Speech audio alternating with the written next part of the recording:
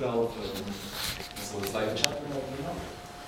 It is, but I think there's a sort of a standardized way that the episodes tend to play out, right? So 6 Feet Under always starts the same way. It's always going to deal with the death of one person. I think in a novel, the novels I love, I'm rereading Moby Dick right now. There's nothing standard about the way those chapters work. Sometimes a man just, shaves his face for 4 pages. Sometimes a whale is harpooned. There's sort of the scale is kind of coordinated in and out. It can be more interior, more exterior.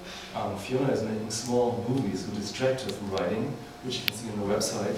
Karen's, I told about HBO. Do you think there's any future for cross-media experiments, or would you like to be involved in them? Oh, good show.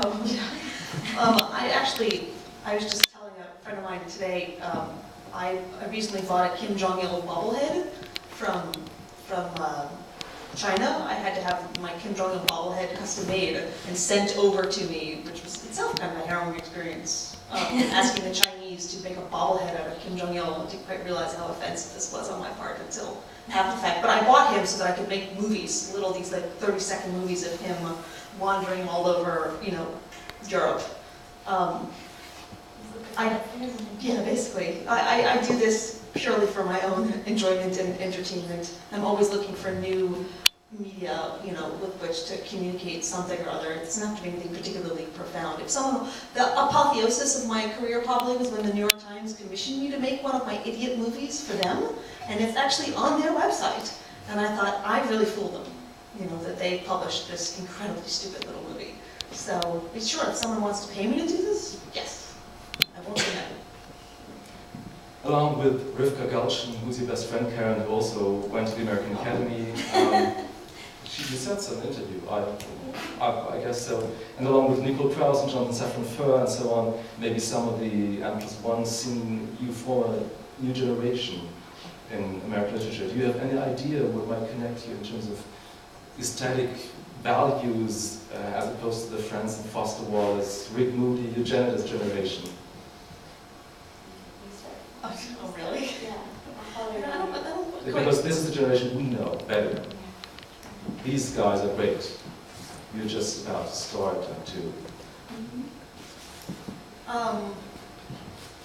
Yeah, you take that question. I think that's a tough act to follow, right? I don't know if we have like a quite cohesive focus. I'd say there are a lot of people doing genre bending, genre mashups.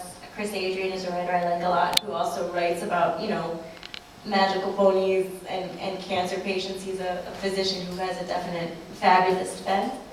Rivka is a writer I admire a lot, and I think we're loosely connected just insofar, in the way that Fiona's mentioning. I mean, everyone kind of ends up orbiting the same big themes like loneliness and grief. I think Rivka, like Fiona, writes more about contemporary America. And she also has these sort of metaphysical fantasies, and that's where I feel a bigger kinship with her. But I don't know if there's one sort of defining, if I could pinpoint one defining trait. Some of the younger writers try to reconnect politics and aesthetics. Mostly they come from the N+1 scene. Is that something you're interested in as well? I end up thinking every story is in some sense political, right? If it's engaging with social realities, with the social dimension of life. Fiona, I would say, definitely in a more straightforward way is.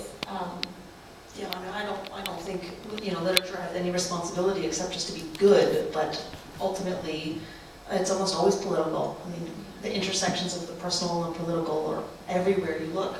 If you're reading a good piece of fiction. I guess the reason I hesitated so much to answer your question is because I actually don't feel like I have a lot of personal affinity for my colleagues, and I really love their work, but I don't maybe notice as much overlap as I would like. I mean, my heroes are like Thomas Craigie. I feel like somehow this kind of creepy old-fashioned girl that's not quite in step with aesthetically what is happening around me. So, when you mention all these other writers, I actually don't know if I belong in a way that I might like to, or just, I don't know how much overlap there is, except that when we're all talking about our work, I find that aesthetically, we're all very much in tune with each other, so. Didn't really answer your question either. But thanks anyway for answering my questions. Thanks to Karen, thanks to Fiona, thanks for listening. Thanks for having us. We're through. It's almost 90 plus minutes. Have a nice evening. Thank you Have a for drink coming. outside. Thank you for coming.